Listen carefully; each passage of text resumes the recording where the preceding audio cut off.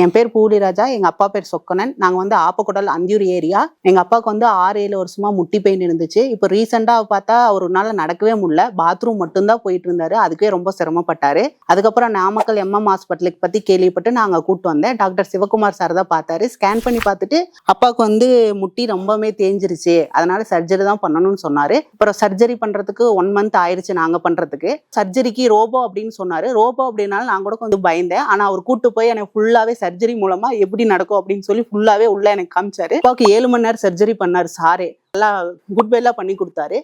அப்பா வந்து ஒரு நாள் ஐசியூல வச்சிருந்தாங்க. 2வது நாள் வந்து வாக்கர் வச்சு நடந்தாரு. 3வது நாள் நல்லா ஸ்டெப் ஏறி நடந்தாரு. சார் வந்து என்னை கூப்பிட்டு அப்பாவோட கண்டிஷன் பத்தி சொன்னாரு. அப்பா நல்லாவே நடக்கிறாரு.